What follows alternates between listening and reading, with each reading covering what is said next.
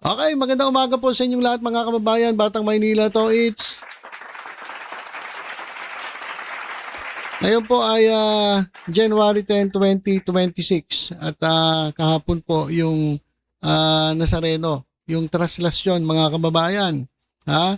Ito po yung taunang prosesyon ng itim na Nazareno kung saan inililipat ang imahe mula Quirino Grandstand pabalik po sa Quiapo Church. At tuwing January 9 po nangyayari yan. Kahit anong araw tumapat yan, January 9 po palagi yan. So ito pong translasyon ay nanggaling po sa Latin word na translasyon, ibig sabihin paglilipat o pagsasali ng kinalalagyan. Okay, ano-ano ba yung nangyayari sa translasyon? O isinasakay ang imahe sa karosa. So andas, yun po yung karosa, andas. Milyong-milyong deboto ang sumasama, humihila ng lubid, humahawak sa andas. So paniniwala na ng mga deboto, nagpapayag ng pananampalataya, pagtupad ng panata at paghingi ng biyaya. O bakit mahalaga ito sa mga Pilipino? Isa ito sa pinakamalaking reliyosong pagtitipon sa mundo. Simbolo ito ng tiis, pananampalataya at pag-asa. So yan po yung translasyon. Wala po ako nabasa rito na ito ay gagamitin para sa pamumulitika. Sabi kasi ng iba, bakit namumulitika ito si Father? Pero pakinggan natin si Father. Baka naman na meron talaga siyang gustong patamaan. Kasi kahit pa ikaw ay sabihin mong obispo, tao ka pa rin. At nararamdaman mo yung nangyayari sa bansa. So pakinggan natin, sino ba pinatatamaan ni Father? Kasi may mga nabasa ako. Sabi ang pinatatamaan daw si PBBM. Tingnan natin kung si PBBM ang pinatatamaan ni Father, ha? Kasi yung mga DDS, kinote agad si Father, eh. Kinote agad si Father, eh.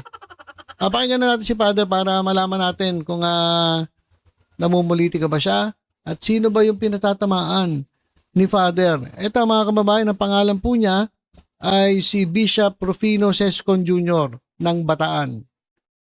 Okay? So, ito mga kababayan, pakinggan natin si Bishop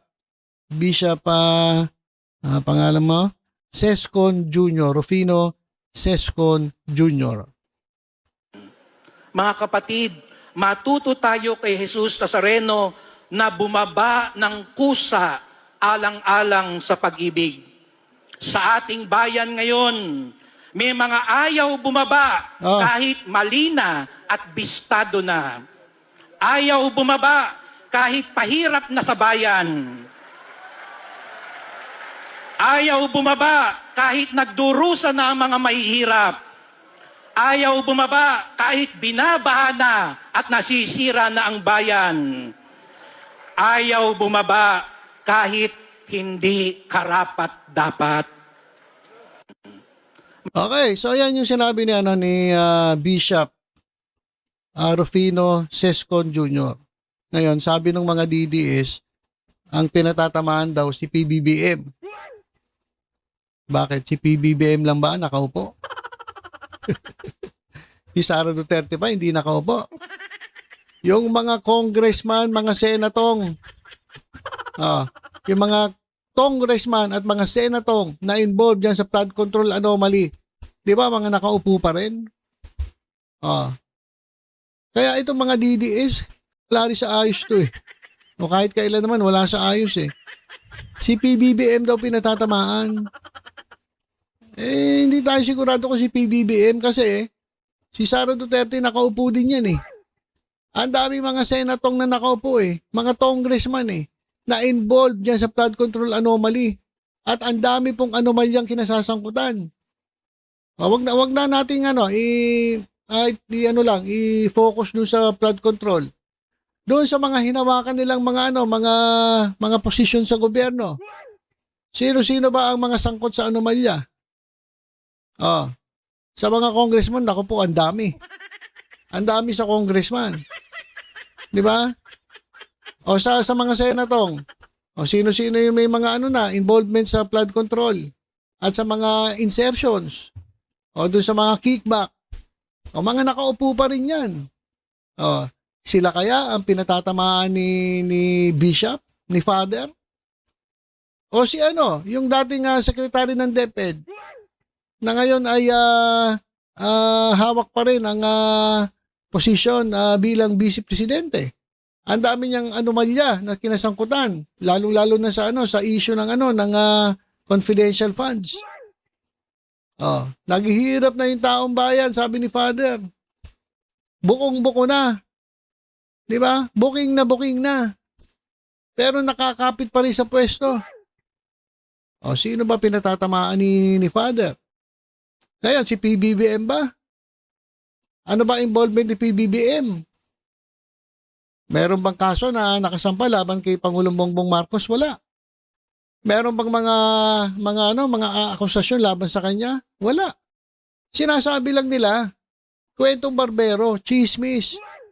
Kasi nga daw command responsibility. Hindi naman daw magagawa ng mga congressman, ng mga congressman, ng mga senator kung hindi alam ng presidente.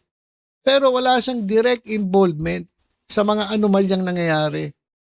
So, sa tingin ko mga kababayan, yung sinasabi ni Father, patungkol ito doon sa mga congressman, nga senatong, at baka nga kay Vice Presidente Sara Duterte. Kasi ang kakapal na mukha ninyo, bukong-buko na kayo, hindi pa kayo bumababa sa pwesto. Sasabihin ng mga DDS, hindi, tinutukoy niyan si Presidente Bongbong Marcos, pati si Martin Romualdez. Lahat. Kasi, wala, lahat naman, Lahat naman, parang wala na ata matinong politiko dito sa bansa natin, So, parang pinatamaan ni Father, yung mga involved dyan sa mga anomalya, nakapit pa rin sa posisyon. Bukong-buko na, alam na ng taong bayan, pero ayaw pa rin magsibaba. So, doon siya nagsasabi na si PBBM daw ang pinatutukuyan, hindi kayo sigurado. Mas patama pa nga ito doon sa mga congressman at sa mga senatong.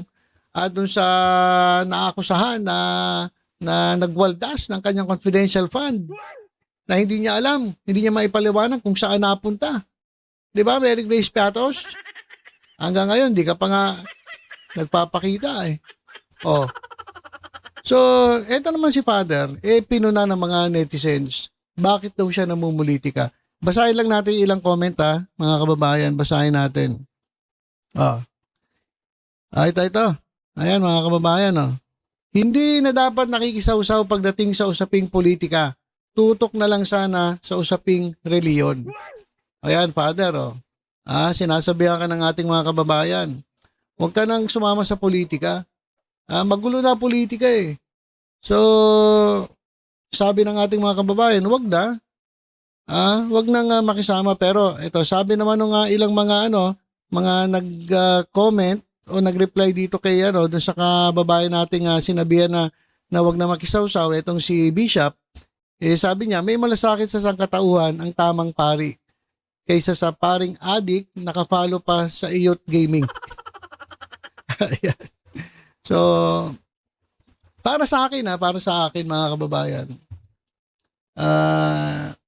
yung magkomento ka ng ganyan, dapat i-comment mo, wag naman doon sana sa homily. 'Di ba? Pwede ka mag-comment yan Halimbawa lang doon sa sa pag tinanong ka, in-interview ka, question ka, sabihin mo. Pero doon sa homily na ang gustong mapakinggan ng taong bayan ay yung halaga ng translasyon. Halaga ng pananampalataya, pag-ibig. So dapat hindi ginagamit yung plataforma na ito ni Bishop na mamulitika. Yun lang yung para sa akin. Pero karapatan niya magsalita. Pero sana naman, wag naman habang suot niya yung kanyang abito ba tawag diyan, yung kanyang uniforme. 'Di ba? Kasi ang gusto mapakinggan sa iyo ng tao, ng mga deboto, yung yung gusto nila lumakas ang kanilang pananampalataya sa Diyos. Na kahit mahirap itong pinagdadaanan nila sa buhay, meron silang pag-asa dito sa Jesus Nazareno. 'Di ba? Kaya nga sila nandiyan Yun yung gusto nilang marinig sa iyo, Father. Hindi yung i-discourage mo sila. Maririnig nila sa iyo politika. Hindi po yun ang gusto nila marinig. Lang po yung para sa akin. Pwede siya magsalita ng gano'n, yung mga banat niya sa mga politiko, pero sana sa ibang venue. Diba? Dapat sa ibang venue. Huwag naman dun sa homily, dun mismo sa sermon mo. Idadamay mo yung politika. Diba? So, ayun lang yung masasabi ko. Pero karapatan niya magsalita, tao din naman yan eh. Ha? Tao din naman yan eh. Hindi naman porke nakasuot ng uniforme yan eh, sobrang banal na yan at hindi na magagalit o hindi na mamumuna sa gobyerno. Si Jesus Christ nga eh. Itong ating Panginoon eh. Nagalit. 'Di ba? Yung templo ay ginawa nilang para naging anong tawag doon? Nagtinda-tinda sila ron ng kung ano-ano. Kaya nagalit, pinagtutumba ng ating Panginoong Hesukristo yung mga nagtitinda ron. Kasi hindi na nila ginalang yung templo, ng banal na templo na kung saan sila sumasamba. So, ganun yun mga kababayan. Karapatan din naman ni Father, pero sana lang, para sa akin, pwede ka naman magsalita ng about politics, upo mo na sa gobyerno, pero wag naman sana dyan sa sermon o sa homily. Kasi nga, ang gusto marinig ng tao ay encouragement. Palakasin mo yung loob nila, palakasin mo yung kanilang pananampalataya kasi yun yung trabaho mo eh. Di ba? Palakasin ang pananampalataya ng mga tao, lalong-lalo na yung mga deboto, hindi makakarinig sila ng discouragement na nangyayari dahil nga sa mga ginagawa ng mga politiko dito sa ating bansa. Yun lamang po ang sa akin. Pero hindi ko sinasabing mali yung ginawa niya. Mali lang siguro yung venue. Pero pwede siya magsalita. Lahat tayo may karapatan magsalita. Di ba? Oh, the church is the moral conscience of the land. Buti pa itong pari may delikadesa. Okay. Ito naman. Kaya dumadami ang ayaw magsimba, pati na pananampalataya sa simbahan, pati sa politiko, sinasama sa misa. O yung sinasabi ko. Huwag niyong gamitin yung simbahan para sa politika. Okay? Doon sa sermon, huwag niyo nang isama sa sermon. Huwag niyo nang isama sa sermon. Pwede naman kayo magsalita afterwards. Oh, sa Facebook mo. Pero huwag naman doon kasi kaya iba nandun, kaya sila nagsisimba para ma-bless sila ng salita ng Diyos. Tapos babanatan mo na ng mga patama sa mga magnanakaw sa ating bansa. Naman ba di-discourage sila? Yun lang yung sa akin. Di ba? Yung iba naman, okay naman eh, pero yung iba, hindi sang-ayon. Ito. Sinasamantala naman ninyo, Father, ang sitwasyon na ito para sabihin ng mga tungkol sa politika. Dapat tungkol sa mahal na Nazareno. Kung bakit natin ipinagdiriwang ang araw na ito, alam naman namin na makadilaw kayo at hindi pula. Ayan tuloy, oh. Nakakulayan tuloy kayo, Father. Diba? Dapat wala kayong kulay habang nagsisermon eh. O, pagbaba nyo, tanggalin yung abito ninyo, magsibilyan kayo at doon kayo magsalita. Parang yung sundalo. Diba? Mali eh. Mali yung venue. Mali yung pagkakataon. Pwede kayo magsalita laban sa gobyerno.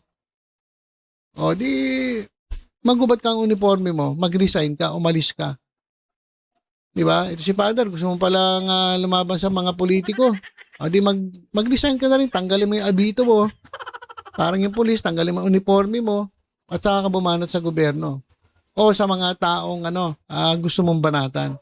Pero hanggat nakasuot po kayo ng inyong mga uniforme, ng abito, iba po kasi ang ang expectation sa inyo ng tao.